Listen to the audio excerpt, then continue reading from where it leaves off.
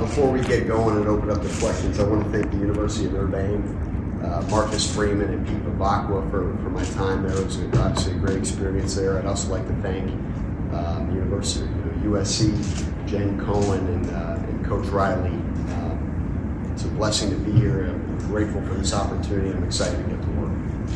All right, we'll start with Keely. Hi, Keely Orr, team reporter here at USC Athletics. What's the transition for you so far to USC in LA? It's been awesome. As soon as I touched down here, it was kind of cool. I've been able to stay at Coach Riley's house over the last week and a half. That is Casita. It's been a really great experience. I've been able to have some of his steaks, his balsamic, Mickey Mantle steaks that he makes, which has been a really cool experience. To spend time with him, his wife, his two daughters. The transition's been great. Me and my wife. I told her the other day it's the happiest I've been in a very long time. And I'm just excited to work here. For you, how would you describe the roles and responsibilities of the college football GM this era of college football? Yeah, I think everyone's going to have their different take on what it should be. I'm a collaborative guy. Everything that we're going to do here is going to be all together as one. Roles and responsibilities. I like to think that we're all in this thing together, and we're all in this to make USC the best football program it can be to help USC reach its full potential, which is bringing a national championship, its 12th national championship here. Scott Schrader here with WRSC. You were in a really, really good situation at Notre Dame. That program was exceptionally strong. Looks like it's moving up. What did USC offer you to get you to leave something pretty cool in South Bend to come here? Yeah, Notre Dame did everything they could to keep me there. USC for me, it meant more to me. When I was a kid, I watched Matt Leinart, Reggie Bush. That was my team. Lendell White, Jarrett, all those guys. USC kind of held something, in my heart. I think it's the greatest city in the United States of America, Los Angeles. I think it's a city of opportunity. I think USC and the type of degree that young people can get, as far as the connections and network, can truly set these young people up for the rest of their lives. And I thought that coming here, I could have the type of success that I want to have, and I could be able to sustain it. And it's a big reason why I chose USC. Ryan Abraham, USC Football. Ryan Abraham, USCFootball.com. Obviously, Notre Dame makes a run to the national championship. How quickly did this come together? How did it all? Jet Cohen and Lincoln Riley talking to you to bring you over to USC. Yeah, I don't want to get into what the timeline really looked like. All I know is as soon as we started having the conversations, it was an aggressive, attacking mindset on behalf of Jen and Lincoln, and it was the place to be. I knew it was the place to be, and that's why I chose USC. Hey, Chad. Connor Morissette, also with USCFootball.com. Could you shed some light on your roster-building philosophies? How do you want to build USC's roster, and how big of an impact can your team have on next season? I know it's a pretty quick turnaround here. Yeah, I think a lot of it's probably going to be in this upcoming class. We're going to major in high school, and we're going to minor in the portal, and we're going to be aggressive, and we're going to attack. Our business has changed. Every single day something can change. We're going to be on offense every single day, and we're going to attack it. And we're going to attack it through high school. We're going to attack it through the state of California. It's the best high school football in America is played in California. And we're going to do everything that we can to get the very best players that are in California to stay here and play for USC.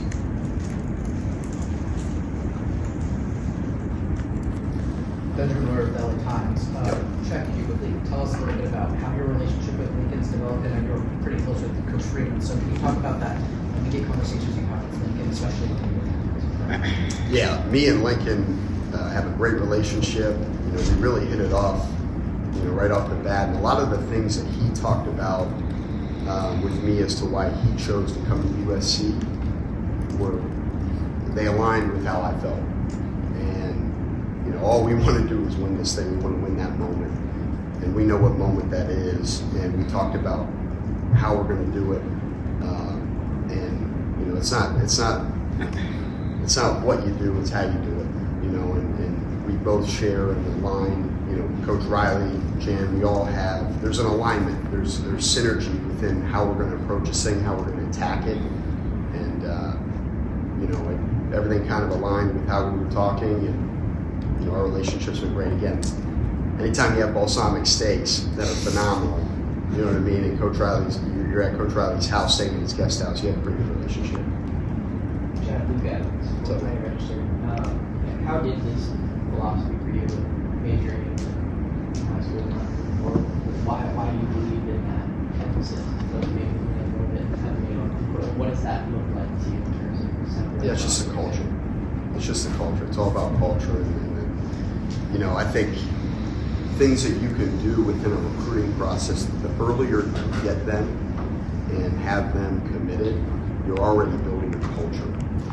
And when you have that, you can acquire that in high school, and then you have years with the player and with the family, because you're not just recruiting a kid anymore, you're recruiting a family. And once you have them, you know, in your class, and they sign here, and you got 4 or 5 years, sometimes 3, 4, 5 years with them, that's how you build a culture of a program, and that's why that's going to be our emphasis. Ryan Young from sports.com. How did you kind of get on this path career-wise, and how much influence did your dad play? Obviously, being a sports player, personnel, and everything. What's the overall background story? Yeah, so, you know, I grew up, you know, my dad was a general manager of the Cincinnati Reds and the Washington Nationals, so I grew up in it. I watched them every day do it, interact with coaches, interact with players, interact with, you know, the ownership and you know, everything that kind of came with it. So it was natural to me. It was something I really wanted to do. You know, now I had to learn. I learned a lot when I was younger. You know, I can remember I was in my dad's office, and I heard him complaining about Felipe Lopez not running out to first base. And I went down when I didn't know any better. I went down the locker room and I said, "Can you run first base and put in the garbage can?" You know what I mean? So sometimes you got to kind of watch how you kind of play things, but. You know, it was always what I wanted to do. You know, I didn't know college football was going to come to this. I didn't know it was going to be this title. I never asked for the title. You know, I just wanted to help a team win. If you've ever been around me, all I want to do is win and have it be a team. You know, not just me, but have it be a team effort and everybody achieving. You know, everyone reaching their full potential. And that's all I ever wanted to do in my life. And, you know, it's never been trying to reach being a GM. I just really want to win a national championship.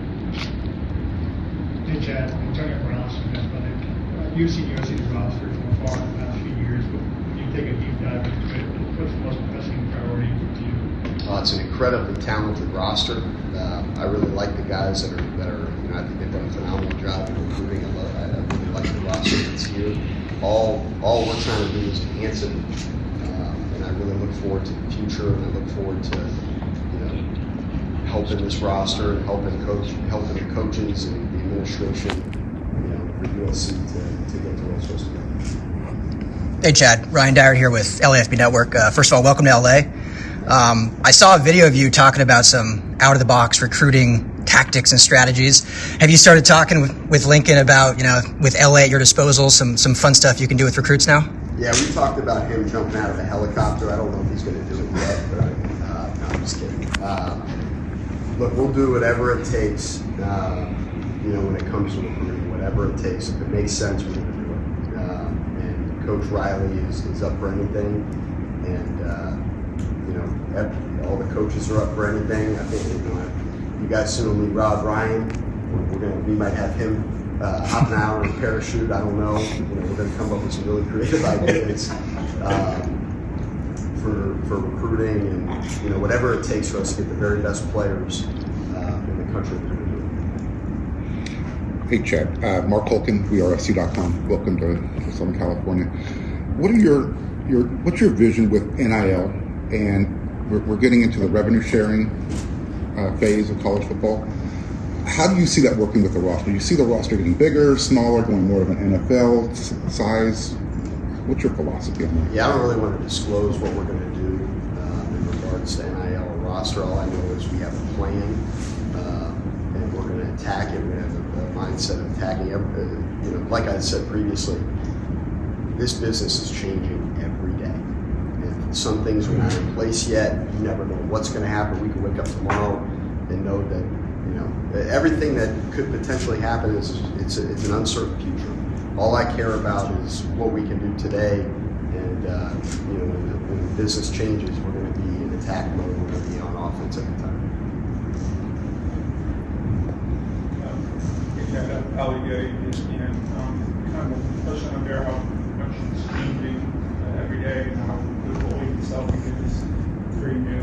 How do you see the role evolving, I guess, over the course of the next few years? And kind of predict, but what do you see as kind of the most important traits that have us go forward with this role?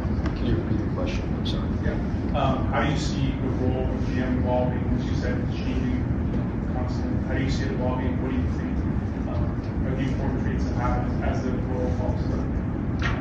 Yeah, I think the role has so many different things that it involves: recruiting, NIL, personnel,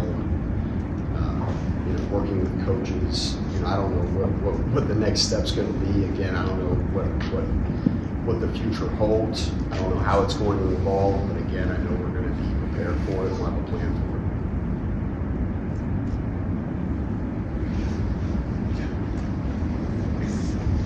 Coach, you touched on it a little bit, but just that alignment and synergy with Jen and Coach Riley, what is your pitch? Like, what do you want the non-negotiables for the culture at USC here to be? And apologies, sorry, I'm kind of Keel Big Ten Network. Look forward to working with you. Yeah. I mean, it's USC, it's the place to be. It really is, and we're going to recruit that way. Everything that USC stands for and offers young people from an educational standpoint, the degree, the connections, the network, the marketability in the greatest city in the country. This is the place to be. That's going to be our messaging to every recruit, because there's not one thing that LA and what USC it covers every base that a young person could want. And that's what that's going to be our big pitch, and that's all of us. That's every coach, it's every player, it's everybody in administration. We're all in it together, and it's the place to be.